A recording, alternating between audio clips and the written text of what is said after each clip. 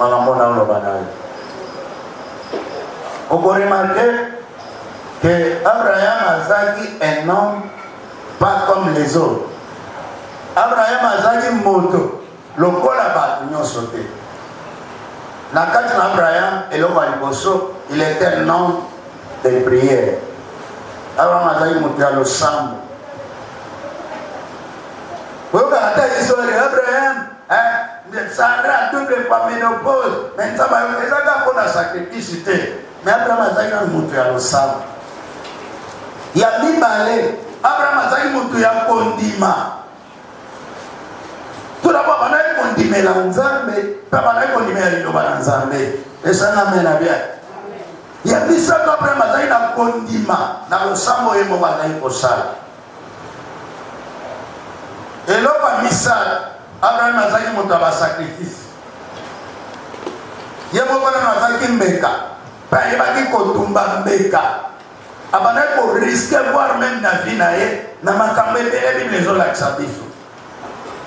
Ya misa ya mine, Abraham il était un homme déterminé. Atikala ko bandalika muta kata na mona nzela. Atikala ko bandalika muta asuka. Au remarquer ce que c'est dans verset 28, Barobi Abraham continuait à parler à l'Éternel. Donc c'est pour vous dire que Soto Sali, synthèse générale à Makambo, Abraham il était un homme persévérant. Makambo na otangilo ya Abraham, lelo eza na vie ya bandeko pe ya baninga ebele te.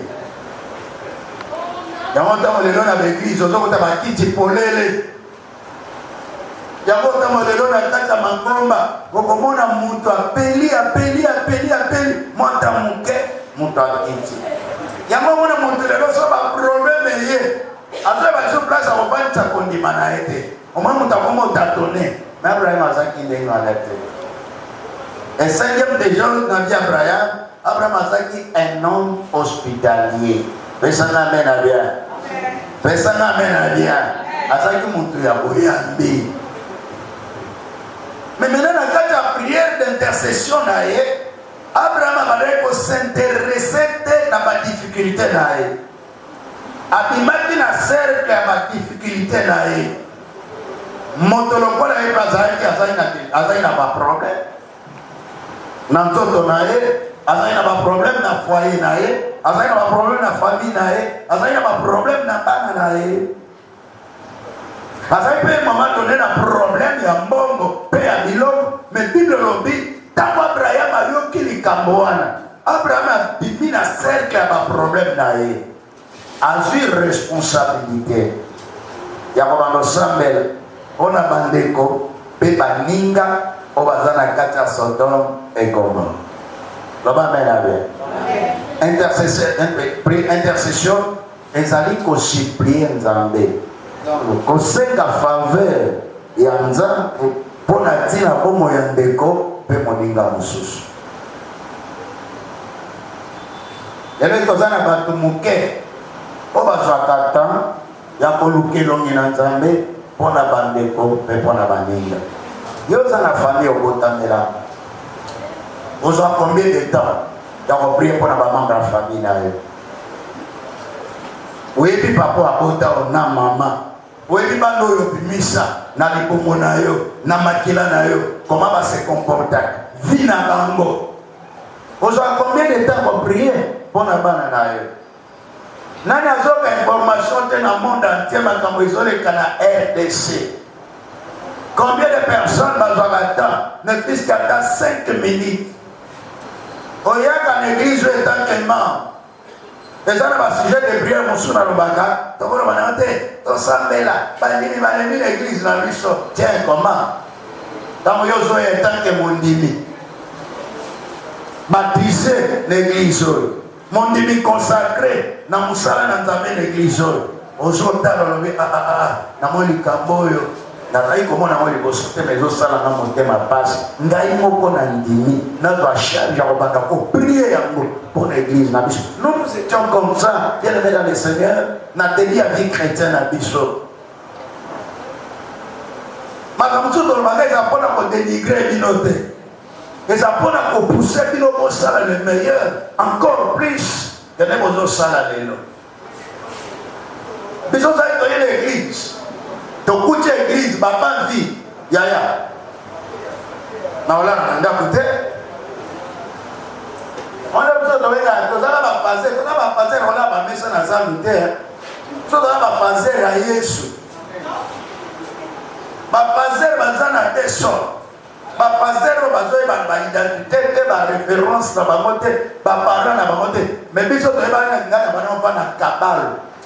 numéro 77, croisement Cabal, plateau. Dans le Cabal, on a un Louva 65, croisement Louva, plateau. Mais ça, on va faire. Au moins, la totale, les caméras, ils ont marché.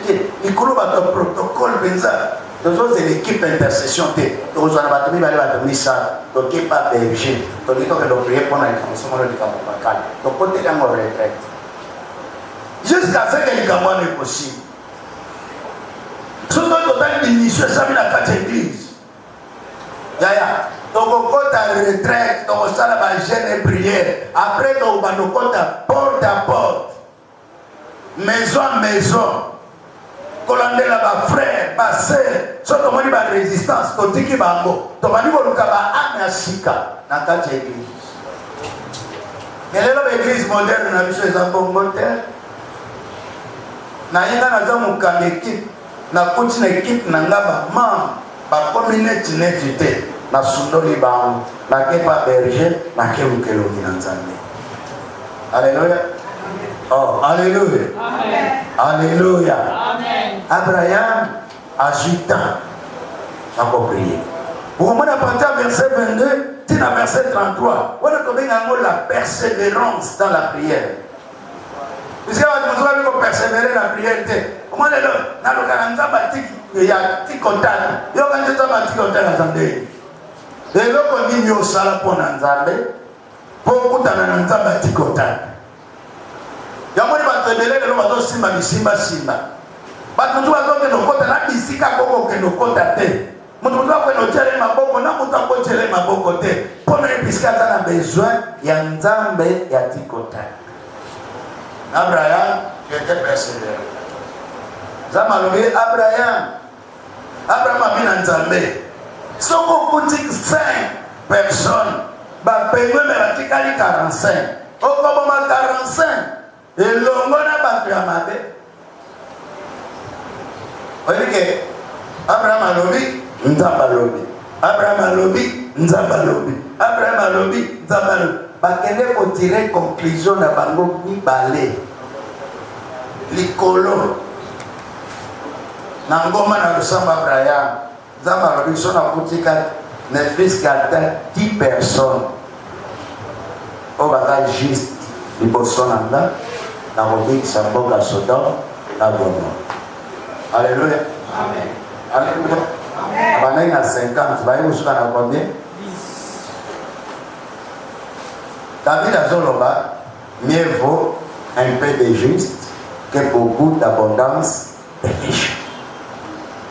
Madame Bozanama et Buntuya Yabatu, Bazamuke, mais Baza Sembo, il faut son Nzambe, Bazo Tambola Nakobanga Nzambe, Balukaka Elongi Nzambe. Que kozala ne tuluku na ba sembo de boshona nzala.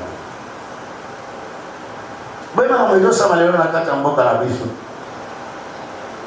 Bwema kama hizo sama leo na kata l'église na biso. Bwema kama leo hizo sama na kata ba foyer na biso. Bwema kama hizo sama leo na ba. Bino koza peut-être za na mboka za na retard de information makambo lokola ba Congolais. Et là, il faut que les Congolais, puisque nous avons un pays sous-développé. Mais nous avons un bateau sous-développé. Nous avons un belé dans la vie là-bas. Et on dit qu'il faut attendre prier voir même pour la boca. Vous attendez prier voir même pour la commune. Vous attendez prier voir même pour la quartier. Vous attendez prier voir même pour la riel. Qu'on soit approprié voir même la parcelle à cause de locataire. Soit approprié. Qu'on soit approprié pour l'église. Qu'on soit approprié voir même pour la libota. Nous sommes la terre. Alléluia. Puisque liste va problème au Sakanango. Nano nan dimanche à prière au biso to sala e bala na kate. Ano pena to sambe la te. So vivanda. Zo comment ano pena ba sujet de prière ya fina yo moko. Bakise a papa na yo, na ya mama. Na kanta ta ba ya na ba ni ko matin. Toute la journée ko zalawa. Bino bi Abraham a continué qui ko umela na présence na Nzambe. Moto moko takali ko umela na présence na Nzambe adi makaka lolenge wana sans que loko mo wa malamu isalamela yo. Non. Ko umela na présence na Nzambe elingo lobane. Elingo batete to ya kande to ya. Moto ozonga susunda kwa zate. To sa susu na mona vite. Iyo ifto umela na présence. Nzamba oh. Église est une église à ordre. L'église est administrée. Sauf que l'église est organisée. Donc ça va la prière lundi. Sauf que lundi. Mon Christ est lundi. Mon Christ est dans mon robot qu'on entend. Il y a un entend on a quatre dans le sang qu'on a avant vendeur. Pas à la un jour on a zolé quand on va dans l'église. Parce que comme ça va tout faire. Baik kena luka misalnya deh. Kemarin aku diskusi na bang, aku nak tanya, dole kanani, nak kapel, apa matapon, jamaya kalam, église seka ezalaboue, église bima ezabo ezanya diagonale comme ça, batala. Dans l'église bima, batala bazo prier. Natoni le voit na vie, qui vous a dit que bazo semble dans l'église hein? Bazaba chômeur, bazaba malheureux, bazaba souffrant, bazaba alphabet, bazaba imbécile. Là, ça demande ce côté de l'église. Au coup de batata mapango, na ba maman mapango baza. Au coup de ba professeur baza. Au coup de ba soldat baza. Au coup de ba commerçant ba de Dubaï, Chine, quand même trouver nos salles misale pas na bango baza. Ils ont dépendre de l'organisation, la planification réelle, il y a moto, paye à l'église, Donc, le coup d'en payer $1,000, ils ont monté dans la poche.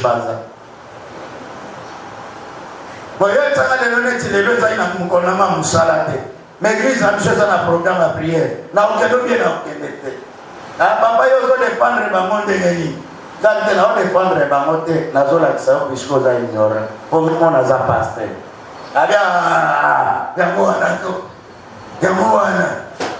Parce que moi, puis on connaît les gens avec ça, ça. Il va dire que nous avons mis ça là. Combien de chômeurs, tout ça, on a beaucoup. Combien de l'église la soir, on va se passer ça à l'université, on va diplômé, on va s'en aller. Mais ce qu'on connaît dans la salle, misalo bazo sala par rapport à ma case intellectuelle là-bas. Et là, on y a malheureusement besoin. Et ça, on m'a prière et contribuer à Kanamboka. Mais pas de bailler ma cambote. Comment est-il frère à filmer Magabo? N'est-ce pas à nous filmer? On a ça dans l'image, n'est-ce pas? Ou bien l'image, église. Est-ce que vous avez un nana? Il y a aussi une image de la caméraman à l'autre film. Nana va donc dans la voix d'Isaïe. Dans son côté de l'émission. Vous m'avez dit comment dans nos cas de bateau, comment nous écoutons Bingambe, Milai, Batamine. Là, il nous tient avec eux. Comment nous va commencer ça? On passe à Isanga. Maintenant, l'air de temps dans la béquille, la ville, la cancer vous a battu beaucoup extraordinaire. Alors, vous êtes là, Moussala. Des fois, comment les hommes poussent? L'homme est dans la moquée. Moussous aussi, ici, est-ce que pas ça? La cause a un bon transport. Ah, il y a un ça. Dans la maison, un transport. Mais soit comme ça va l'image, la caméra. Nous ça je sais bien. Intercesseur à ta pandémie. Intercesseur à ta pandémie. intercesseur na tina te bato bamona bomoni ba prière nzambe ezosaka na nini na mboka na biso eza ba prière bato baleka na écran te yomona te moto azobima na pesi prophétie po mokonzi ya mboka yambanga yo po mokonzi ya mboka yamba yo fo peseka prophétie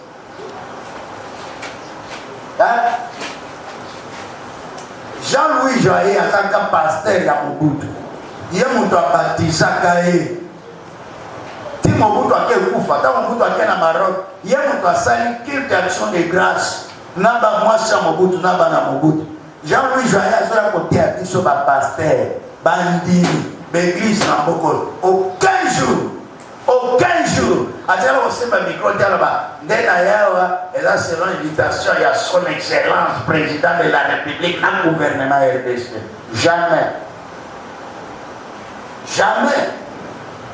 baza bato bacontribue mpo na réveil na mboka na biso me biso eza bongo te soko oyebani kaka na frère moko avandaka aza locataire neti na appartement moko eza esili nasalaka wapi nasalaka na cabinet ya ministre esili tina matele tina bemission intercesseur aka moto akobombana bayebaka molai na ye te bayebaka mpe monene na ye te mais priere ezosala mosala alleluya abraham azaki legewa bien-aimé dans le Seigneur toza na devoir makasi ya kosuplie Nzambe mpona mboka mpona église nalobaka wata nakufa nakozongela émission na la voix d'Isaïe na nini ya RTNC pardon so nakomi na koyebisa moto akozala na vete mama na biso komenga oti okufa kokodi okozwa liboma tie ndenge ake ekufa die done ya ngumba azana ye nde tovandaka na le 16 mai vendredi na plateau na la voix d'Isaïe à l'époque nazoyeba te ke tozali déjà entouré na barebele ya afel mpe basi batondaka naza na maloba nalobaka mibale mokolo nzambe akopesanga chance naisana koluka baarchive ya le 16 mai 1997 popubilia ngana so ide done ya ngumba aza tokende luka ye yene moto tosaka na émission na plateau soki bajean naisana bolanse yango siko nga moko mpona moyebe siko bobeka baprofete o baprofetizaki mpona arrive ya Kabila na après Kabila na continue na départ ya Mobutu baya siko tosala débat na kotona tala journaliste oyebika badi bato nzambe asala mamadinene baza bato badibisa baza bata kobatama nzambe aza nzambe ya discrétion soki badi osala komilakisa ngai nde nzambe akokima yo akotika yo na position na ti mokolo kosouffre histoire mpe eza nini esi tokoma osala ndeka marketing bayebanga nazalaka nazwa mbongo mpona lipa ya mwasi na na bana eza nini président John asepelaka na ye ntango azwi pouvoir baprophétie ici par là azwi biro na alobi ozwilanga baprofete nyonso baza na message mpona nga baya loba na ngambela bien bavanda nakutana na bango siko bayemisanga baprofesi na bango bapesanga baorientation to banda okonte naza mpe l'église nasambela me nakozwa paster moko étranger aza mokolo bakutana na ye moto akopesa profesi ya ngai te babi te me yo lobaki oza na message profesi ongai fo biso mibale na yo me banyano bapaster bangoyo banyango baprofete mpe ya bikolo mosusu bangoyo yo bimiselanga profesi wana comme ça to discerner yango eza sentiment eza bonzambe to eza molimo mosantu moto alobi na ye Kala koloba na mutu na musika na kofana ego face à face elandenge moko te malobe kosila malobe silaka président atali aseki abibolekela bango kabira bazonga bapisango $20,000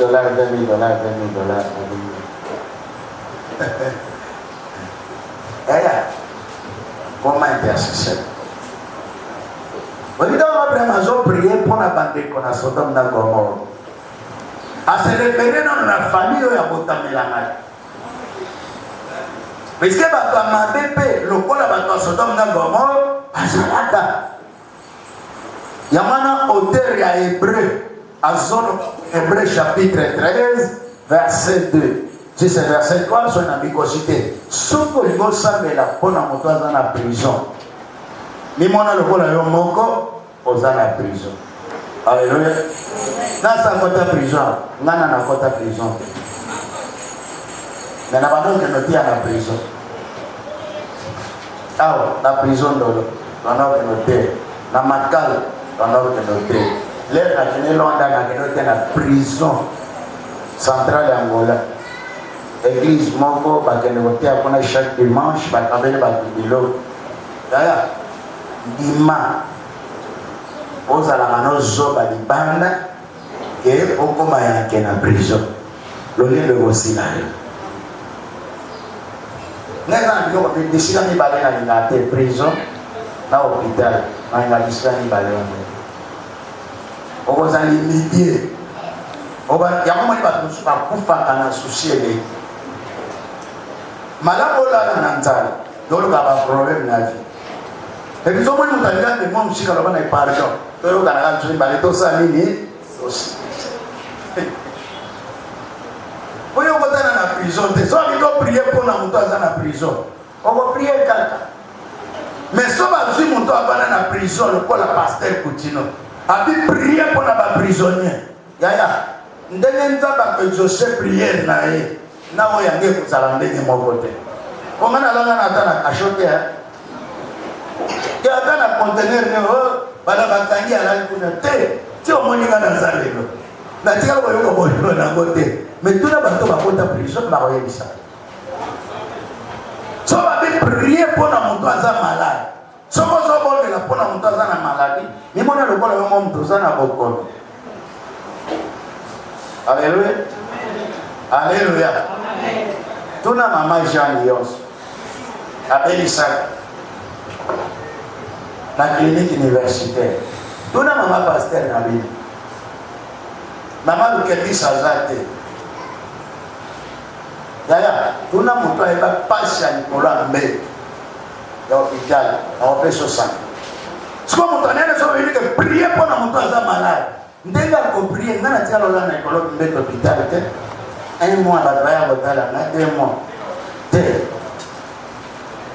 natika te ozala pai bazotya kotolo koto bazotya makila te natika lola na kanta batisi te na moto ya mbeto docteur alobi fo kiso ezala malaria na obela typhoïde na obela kosukosoka lelenge bali ko changement climat na kokosola lokola bato mais kate maladie te maladie mais so basi moto ayoka pasa mbeto hôpital babe prier mpona moto wana epi bato na nzambe asala bango grâce oza na vie de priere nzambe apesa bango to ya guérison alléluia alléluia bayebi soki prier mpona moto aza locataire nzambe apesa ndako tona biso tokutela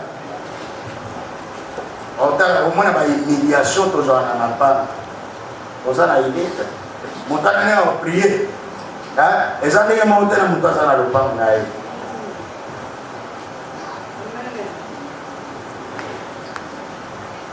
okopesanga me na bien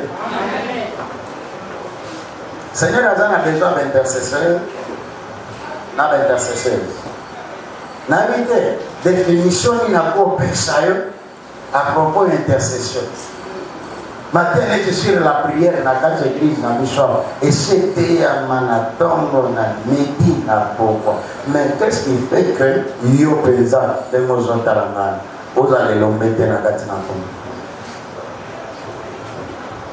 ozala elombe te na kati ya losambo Mais Abraham a été persévérant dans la prière. Atako makambo ezali kosimba te, atako makambo emene kotambola malamu te, mais Abraham azali toujours na confiance epai na Nzambe.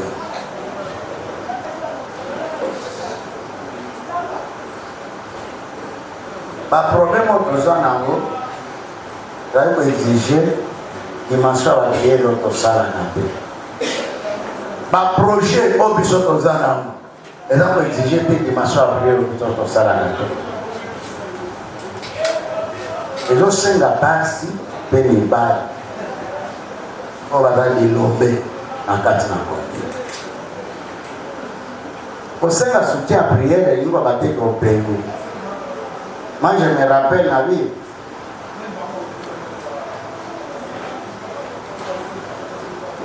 Paul azosenga priere epa barome baprie mpo na ye. Je me rappelle la Gatali, Moïse, Nicolas Mol de Sinaï, affrontement contre Bamelech. Mais le même Moïse et l'ennemi. Mais il y avait des personnes qui pouvaient soutenir. Aaron n'a eu. Si on va se dire que Maboko est tombé Nicolas, quelle victoire. Si on va dire que Maboko Moïse, oui, de fait, tu vas dire que tu vas la Bible dit Jésus-Christ, as avocat auprès du Père, a intercédé pour la bassante union sur la date na mokili. Mais pourquoi biso bassante tous va peut tenter à intercéder pour la bande pour la bande. Alléluia. Alléluia. Pour la nini ngana yo, tous va peut tangu te ya ko intercéder pour la bande ko pour la bande na musu. Allez. Moi, je vais à prendre conscience. En ce qui concerne vie de prière, dans Colossiens chapitre 4, verset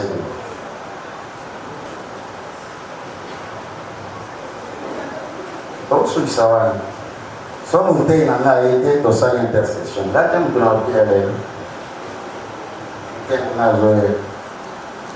Colossiens chapitre 4, verset 12. Colossiens chapitre 4, verset 12. Babi Epaphras atindeli bino lisusu mboni. Yepe autaki epai na bino azali mosali na nkolo na biso Yesu Kristo. Alembaka te na kobondela Nzambe mpona bino mpo bozala bato ya kokoka mpe ya bondimi mpe kosala makambo nyonso oyo Nzambe alingi. Alléluia. Alléluia. Oyebi moto ako prier bien mpona moto aza pembeni na ezali. Oyebi deja ba faiblesse, oyebi erreur na ye. Vous êtes capable de supporter. Nous avons besoin quatrième affermissement. Nous allons comprendre l'exhortation. Le quatrième affermissement va parler sur la prière. Et sur la prière, nous avons 4 sortes de prière. Première sorte de prière, les prières à louange et remerciement. Okoki kolala te olamuki kaka obimi mpo oza na makambo oza trop bise. Et là, on est dans la chrétien, on est dans la chrétien, la mission est là, parce qu'il y a chaque fois dans le temps à dire. Voilà, alali na retard, autant na mbongo, piaka, pour ça la qualité la bilo, les raisons la muka pas, encore de comme peine et langue. Approcher comme on a passé les demi-terrain, pour Yewana.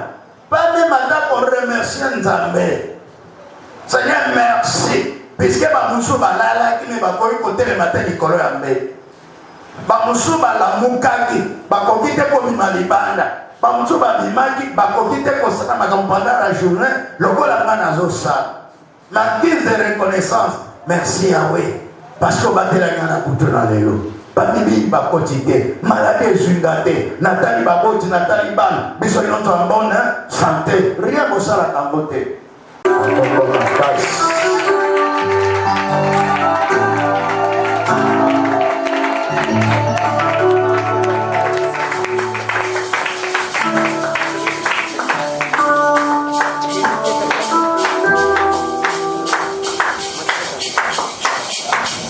Merci, que le Seigneur vous bénisse. Est-ce qu'il y a quelqu'un qui est dans la joie ce matin? Non. Est-ce qu'il y a quelqu'un qui est dans la joie ce matin?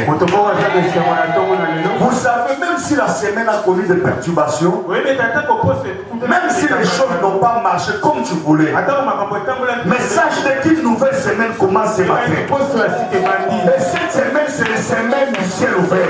Donne-moi un amen, je parle. Alléluia. Je cours derrière les temps. Je n'ai qu'une trentaine de minutes seulement.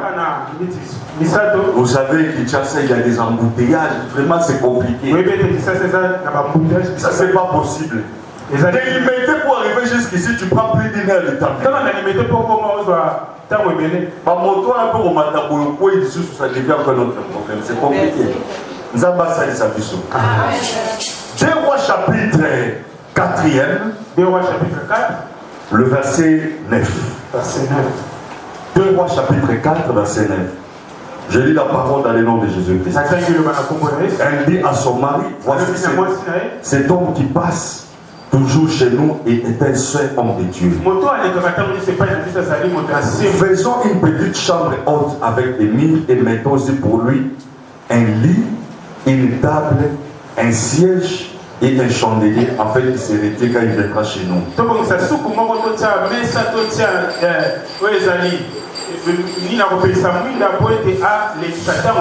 Élisée étant revenu à Sunem, se retira dans la chambre haute et il coucha.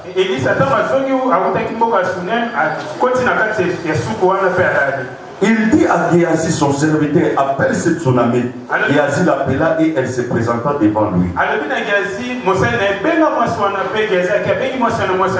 Et Élisée dit à Géasi, dis-lui, voici tu nous as montré tout cet empressement. Que peut-on faire pour toi?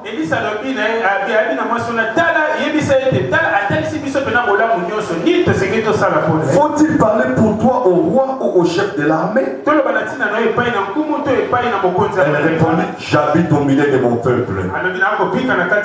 Et il dit, que faire pour elle?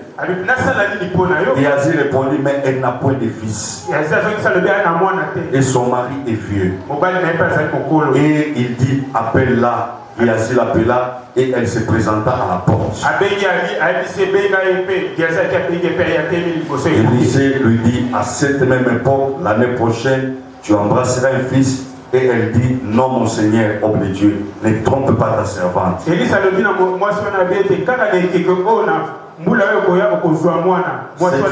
devint enceinte et elle enfanta un fils à la même époque, l'année prochaine, comme Élisée lui avait dit.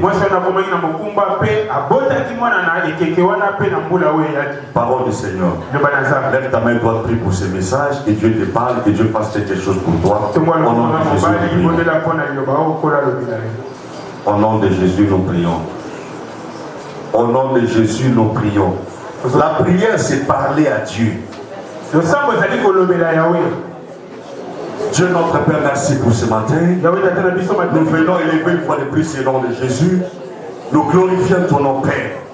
Adonai, Hosanna, Hosanna, dans les lieux très hauts, Hosanna au plus haut des cieux.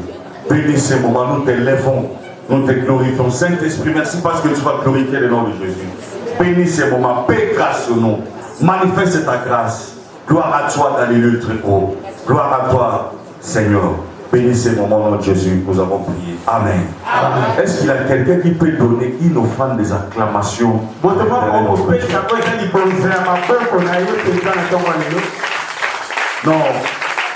Vous savez, chacun va applaudir selon la considération qu'il a.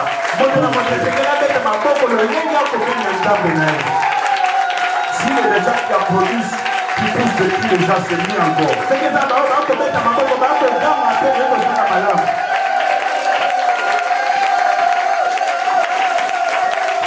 Alléluia. Saluez-moi 2 ou 3 personnes au nom de Jésus. 2 ou 3 personnes, dites shalom. Et cette matinée soit pour toi.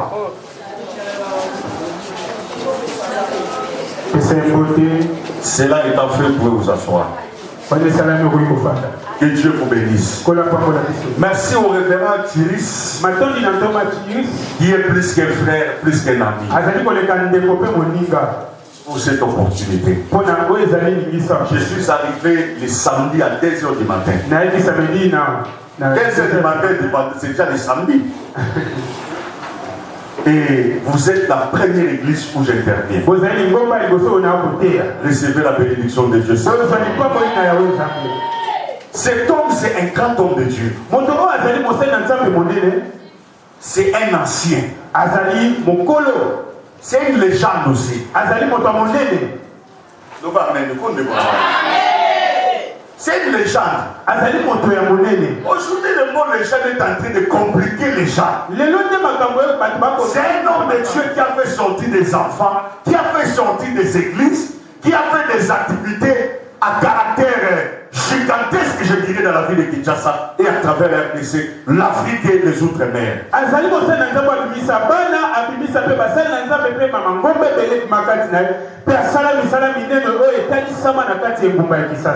Mais il fait moins de bruit. Mais ce sont les œuvres qui parlent. Les gens qui font beaucoup de bruit, c'est-à-dire ce sont des gens qui sont sans œuvre.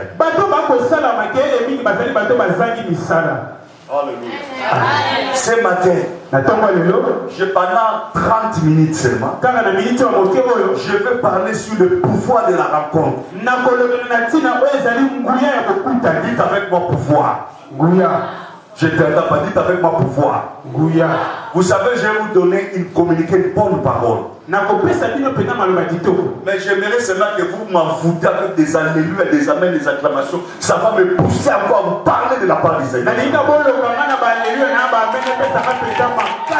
Non, ça sera pendant les messages.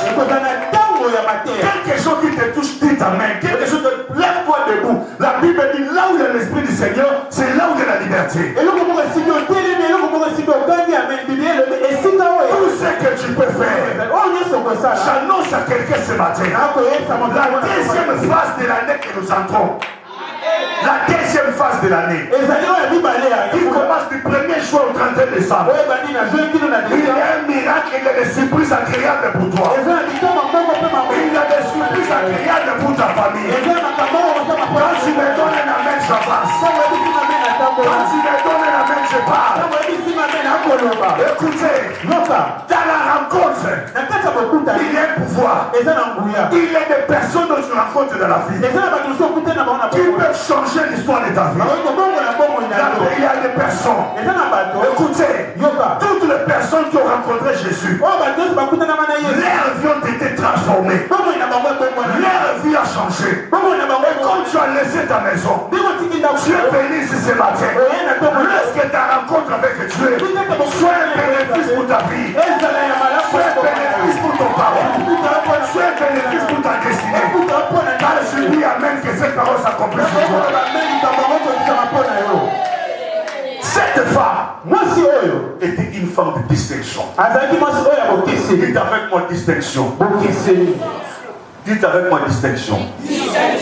Il faut savoir se distinguer. Tu n'es pas comme tout le monde. Tu n'es pas n'importe qui. Tu ne peux pas avoir beaucoup d'argent que toi tu vois. Mais laisse-moi te dire, toi tu ne dépends pas de ce que tu vois. Et toi tu ne dépends pas de la providence divine.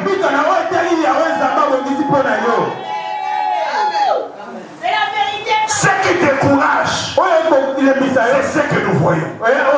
Je n'ai rien. Je n'ai rien de spécial. Je n'ai pas de maison. Je n'ai pas assez d'argent. Ça, c'est ce que tu vois. Pas te décourager. Mais lorsque tu lèves les yeux, c'est pourquoi David a dit, je lève mes yeux vers les montagnes. D'où me viendra le secours? Le secours ne viendra pas de l'homme. Le secours ne viendra pas de ce que tu as, mais le secours viendra de l'Éternel. Cette femme était une femme de distinction. Vous savez, Nous avons monté un groupe des élèves avec qui on a étudié. Subitement, je vois le groupe, mon numéro était là. J'ai essayé de voir, j'ai vu toutes les personnes avec qui on a étudié. Il y avait un pasteur, l'autre, on était à 3. Mais écoutez-moi, mais quand il faut prier, on me dit toujours c'est toi qui veux prier. Vous comprenez? Hier c'était une grande réunion. Ils ont préparé les histoires. Quand nous sommes arrivés, ils m'ont dit, mais tu as changé. Ça s'est fait voir que tu es vraiment béni. Et ça, je comme nous, on a causé mon tapin battu.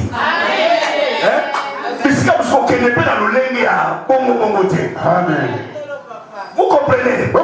Sur toi, la Bible dit, vous verrez la différence entre ceux qui servent le Seigneur et ceux qui ne le servent pas. Ils m'ont dit, pasteur, je prie. À la fin de la réunion, papa. Et comme je vais dire, Thomas, na lobby, mais il a juste $50. Donc ça fait combien à Kwanza? 140. Ça va prenez ça pour vos transports. On se comprend. La grandeur, il faut dépasser. Tu veux être quand tu vas dépasser. Oh mon bimana, il y a 200. 50 qui déjà. Mais Nzamba a eu ça là. Amen. Je viens de prier pour quelqu'un. C'est un des amis avec qui on a étudié. Lui, par rapport au temps, il n'a pas le temps de venir à cette. Il n'avait pas le temps de venir. Il avait le cabinet des ministres Didier Boudim. Il avait dans mon texte. Je suis allé là-bas 7 heures. J'ai fait la prière. Il m'a dit, apôtre, excuse-moi, je n'avais pas vraiment le temps. Moi, je sais. Parce que je prie pour lui, on fait des prières en ligne. Il a pris $200. Il m'a donné. Il m'a demandé que tu as reçu le visa. Avant que tu ne sortes de Kinshasa, je vais te payer les billets. Les billets, c'est combien? Je sais, tu me donnes $1 800. Il m'a dit ça, c'est pour le transport. Les 200, c'est pour le transport. Mais avant que tu ne sortes d'ici, je paierai les billets. Écoutez-moi, il faut savoir te distinguer. Il faut savoir te distinguer. Tu n'es pas n'importe qui. Tu n'as pas été rejeté. Même si les gens peuvent t'abandonner, même si les gens peuvent t'humilier, mais il y a la même puissance de Dieu qui s'est révélée en tant qu'envers. Il y a un papa, l'année passée, il m'avait offert une chemise. Est-ce que soit Azalia?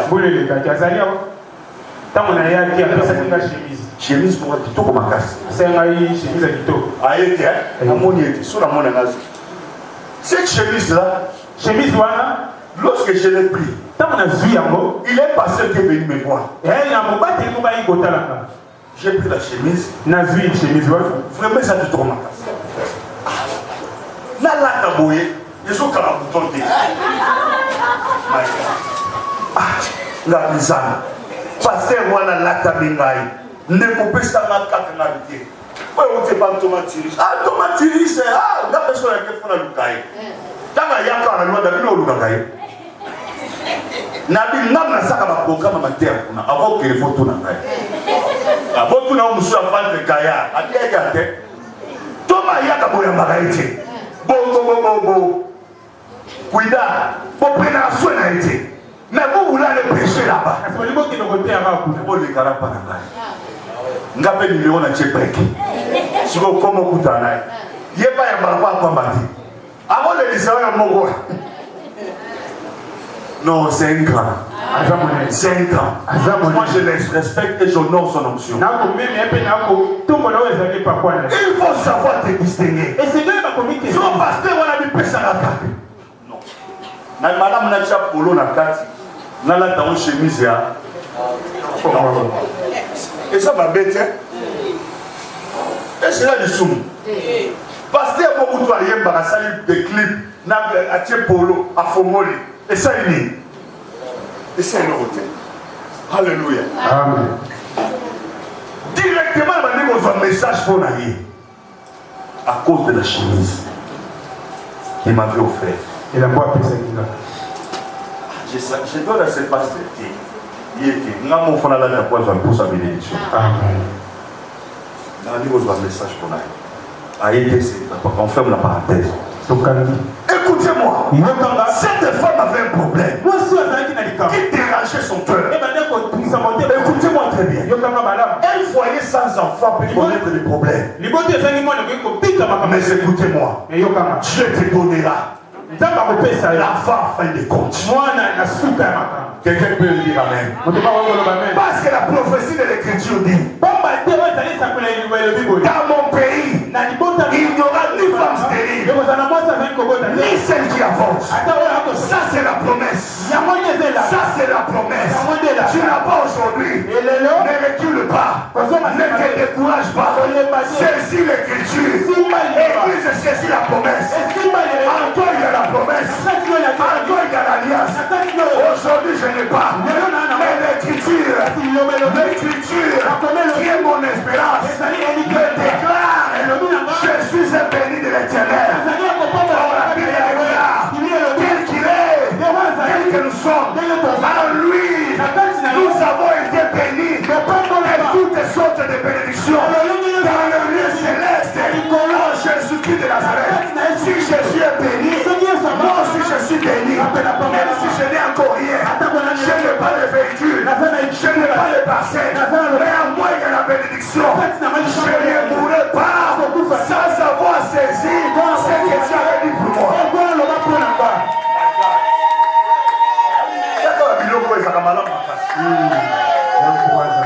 Ça c'est mon charisme. Écoutez, un jour, cette femme a dit à son mari, cet homme qui passe, c'est un homme de Dieu. La première des choses, c'est la considération. Tu veux recevoir la bénédiction de l'apôtre, il faut les savoir les considérer. Il peut prier, il peut faire tout pour toi. Mais si tu n'as pas la considération, tu ne verras pas la main de Dieu. Parce que c'est lui qui est votre père. Vous êtes sous son alliance avec lui. Écoutez-moi. Cet homme, c'est homme de Dieu. Oh, la Bible dit, c'est lui qui reçoit un prophète à qualité de prophète. Recevra la bénédiction du prophète. C'est lui qui reçoit un prophète à qualité de prophète. Recevra la récompense. La femme a considéré. Cet homme était un homme de Dieu. Qu'est-ce que tu vois dans les hommes de Dieu? Tu vois les erreurs, les faiblesses. Où tu vois la grâce de Dieu?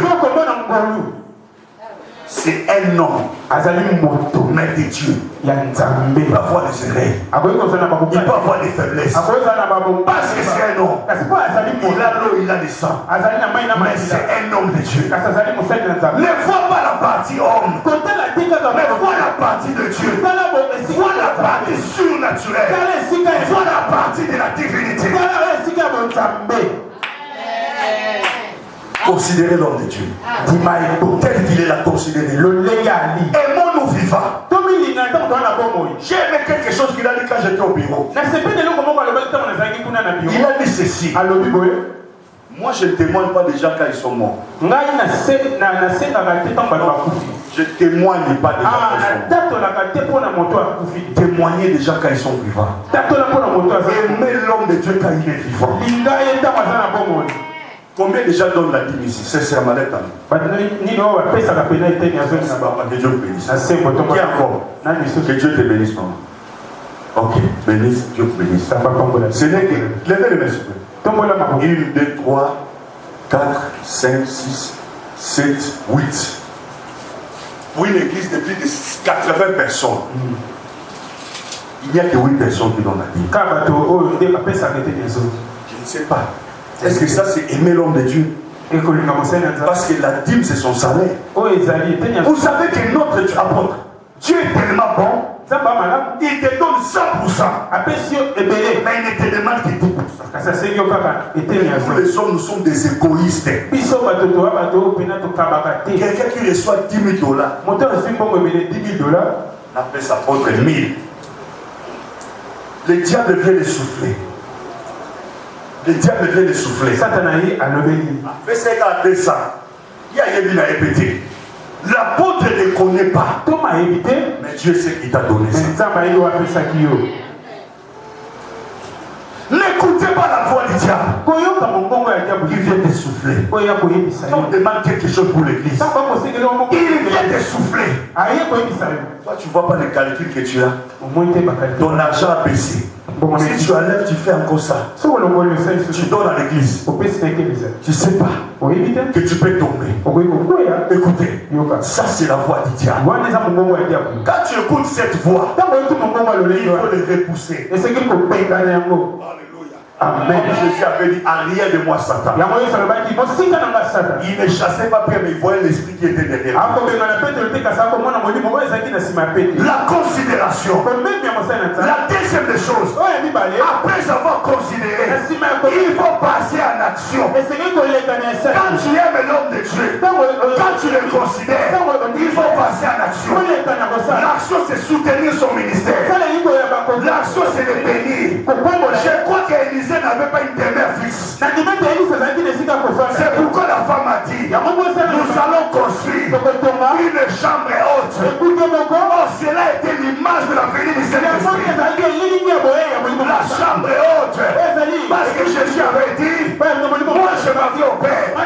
Je ne vous laisserai pas orphelin. Je vous enverrai quelqu'un. Le Saint-Esprit. Quand il sera venu, il vous conduira dans la vérité. Oh, Jésus lui-même est le chemin, il est la vérité, il est la vie. C'est lui-même le Saint-Esprit. Je m'en vais au Père, mais je serai avec vous tous les jours.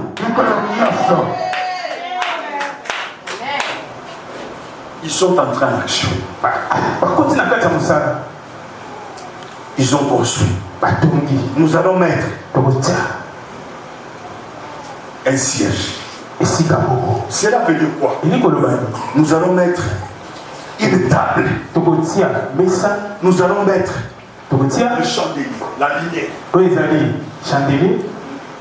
Écoutez-moi. La femme avait compris que cet homme, la chaise, ou le siège, c'est l'image de la stabilité. Quand Dieu te donne le peuple, Dieu te donne la stabilité. Vous devez chercher par tous les moyens que l'homme de Dieu doit être stable. Il doit se préoccuper de la prière et de la parole de Dieu. Et de vos problèmes. Il ne se préoccupe pas à manger, ni le véhicule, ni les pneus, ni quoi que ce soit.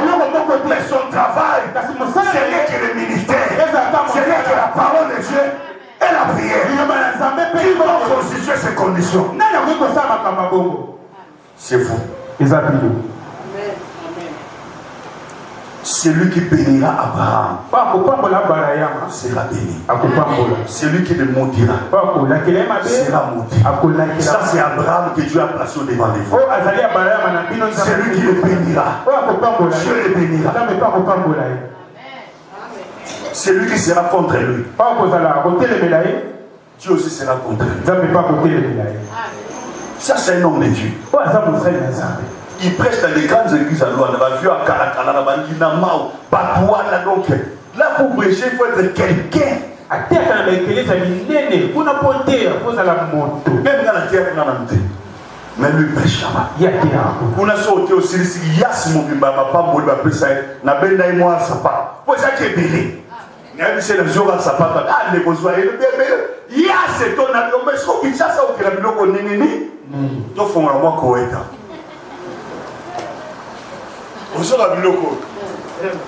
C'est un homme de Dieu. Ce moment où tu as venu à Yas, c'est ton nom qui a été billet. À Sali Moussa qui tout. Ça, c'est parler du royaume de Dieu. Yo, dame so saisir le côté pendant la souka. Avant la côte, même les camarades, l'audio na souka la saisir. Ah, j'ai compris. Il faut témoigner des gens qui sont vivants. C'est une côté pour la bonne bonne. Ils ont construit la deuxième des choses, la table. Oh, David a reçu la révélation de la table.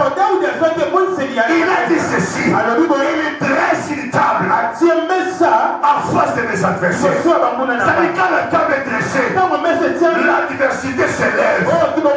Mais écoutez-moi, la Bible dit, ils te feront la guerre, mais ils ne te vaincront jamais. Je dis à quelqu'un ce matin, la guerre viendra, le combat viendra, la tribulation viendra, mais ils ne te vaincront jamais. Parce que l'Éternel, le Dieu d'Israël, le Dieu de Tunabou, sera avec toi. Il contrôlera ta vie, pas. Il prendra soin de toi. Il prendra soin de tes enfants. Est-ce que je parle à quelqu'un ce matin? Est-ce que je parle à une vie ce matin? Est-ce que je parle à une destinée? Le Dieu de Tunabou prendra soin de toi. Quand tu te lèves le matin, il te donnera le pain pour les enfants. Quand les enfants vont à l'école, tu ne manqueras pas de minerva. Aujourd'hui c'est ton jour. Aujourd'hui c'est ton jour. Aujourd'hui c'est ton jour. La deuxième phase de l'année. La deuxième phase de l'année. J'ouvre la porte de la gloire. J'ouvre la porte de ta saison. J'ouvre la porte de ton élévation. La porte de ton mariage. La porte de ton voyage. La porte de tes finances. Tu ne seras pas par terre. Tu monteras. Parce que la Bible dit, voici mon serviteur que j'ai choisi. Tu t'élèveras. Il montera. Tu monteras. Il prospérera. Tu prospéreras. Tu seras très haut placé.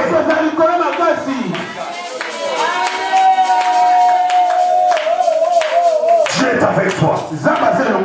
Le Dieu de l'alliance, de la porte, est avec toi.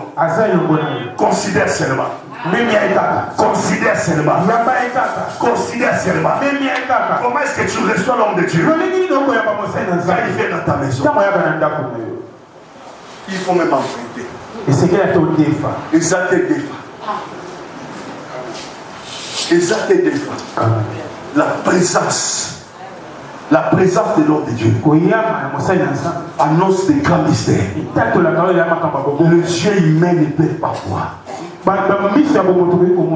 Écoutez-moi. La lumière. Oh, Christ lui-même est la lumière. Pour faire voir que l'homme de Dieu a porté Christ dans cette maison. Qui est l'image de la lumière? Je suis en train de survoler à cause du temps. Ça, c'est l'église des Blancs. Quand tu as la faille, je me rappelle avant. Ça, c'est très bien.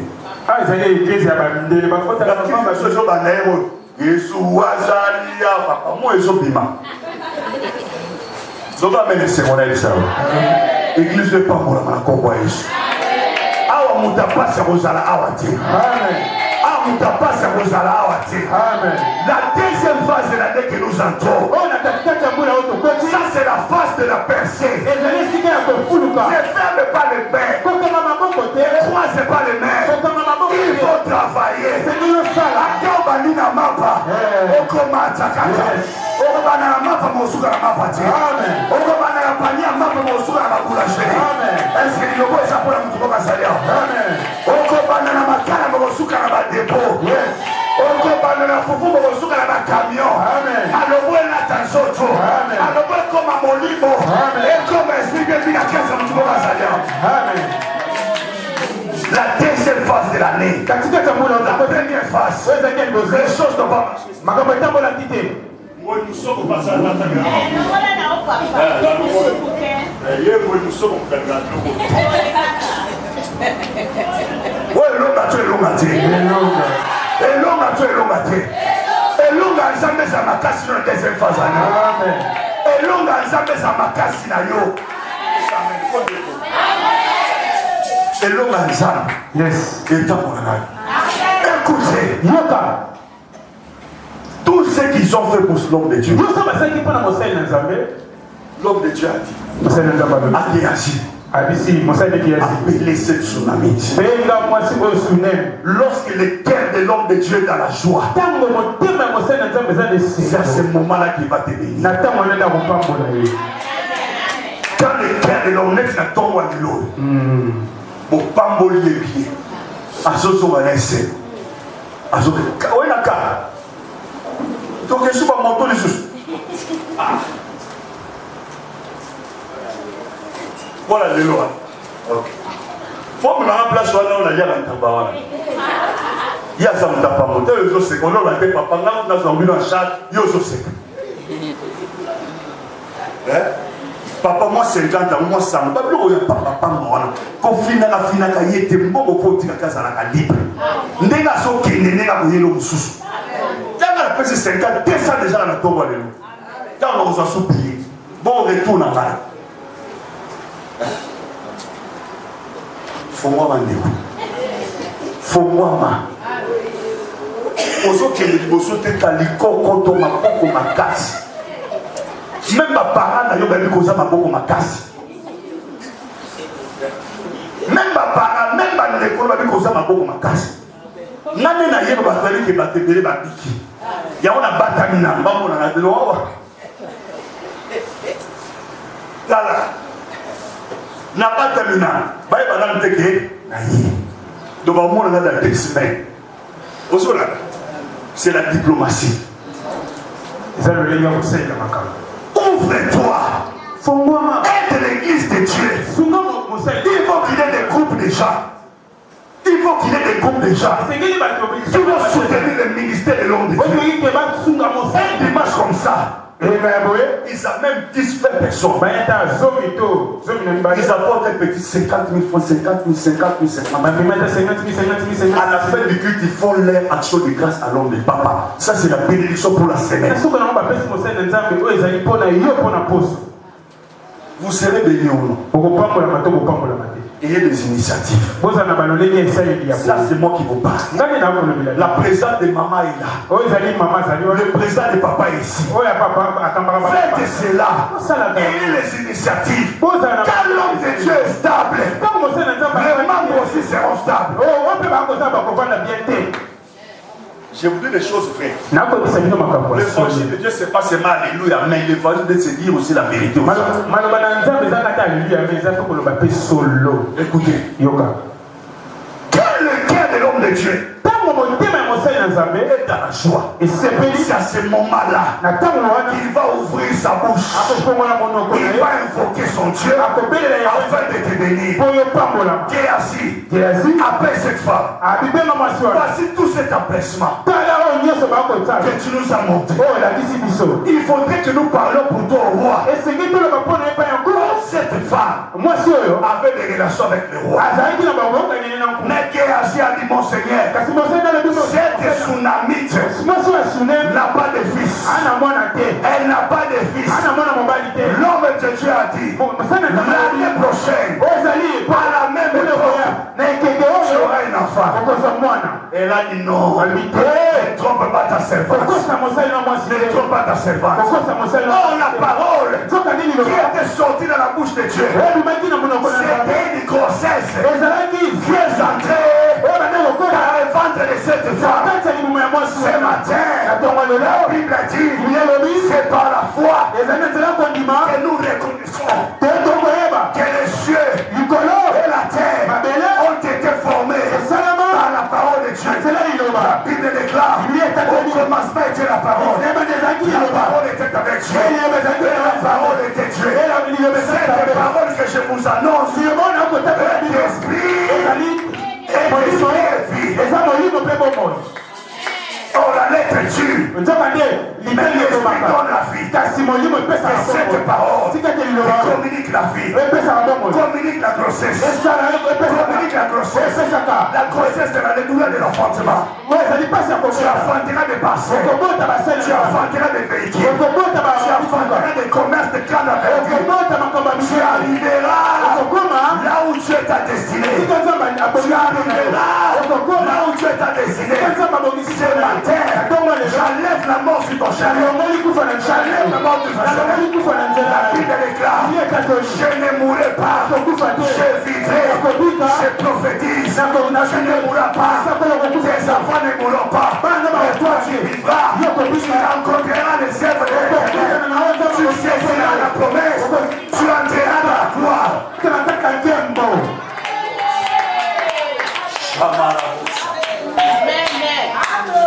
L'année prochaine, à la même époque, moi je vais à Kinshasa une fois par an.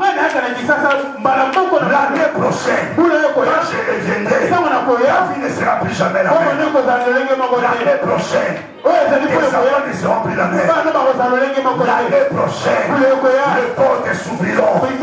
À partir de ce matin, tu vivras des moments de gloire. Tu vivras des moments d'élévation. Tu vivras des moments de ta saison. Ils retourneront vers toi. Ceux qui t'ont abandonné, ceux qui t'ont rejeté, ceux qui t'ont humilié, ils tomberont devant ton passeport. Reçois selon le nom de Jésus. Reçois selon le nom de Jésus. Reçois selon le nom de Jésus. La femme a saisi la parole de l'homme de Dieu. L'homme de Dieu est parti. L'année prochaine, comme l'homme de Dieu avait dit, la femme est devenue grosse. Moi, servi au combat. J'étais à la fin, elle a enfanté. Un enfant. Or, la femme, moi si, c'est l'image de l'église. L'apôtre a dit, femme, moi si, soyez soumise à vos maris. Et mari, aimez vos femmes comme Christ a aimé l'église. L'apôtre comparait la femme par rapport à l'église. Or, cette femme, c'est l'image de l'église. L'église, c'est toi et moi. L'homme de Dieu, c'est la présence de Dieu. Qui est l'homme de Dieu est chargé. J'aime ça en portugais. O homem de Deus está carregado da divinidade de Jesus Cristo.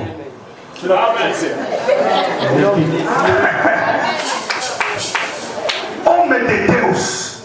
Você está carregado. Il est chargé. Yes, come on. Il est chargé. Da divinidade de Jesus Cristo. L'homme de Dieu est chargé avec la divinité de Christ. Le pouvoir de la rencontre a produit le miracle. Oh, l'enfant, c'est l'image de la bénédiction. Somme chapitre 127. Le fils est une récompense. L'enfant est un héritage. Ce matin, reçois ta récompense. Ce matin, reçois ton héritage. Personne n'arrachera ton héritage. Personne n'arrachera ton héritage. Personne n'arrachera ton héritage. Ce matin, la rencontre avec Christ change l'histoire de ta vie. Change ton parcours. Change ta destinée. Au nom de la stérilité tombe. La stérilité financière tombe. La stérilité matérielle tombe.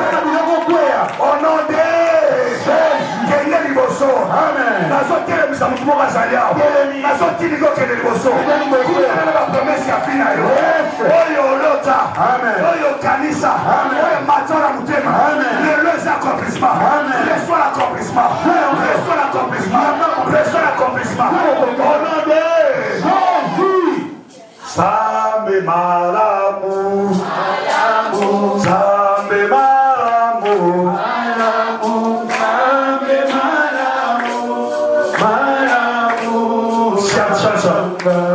Yemba Loué.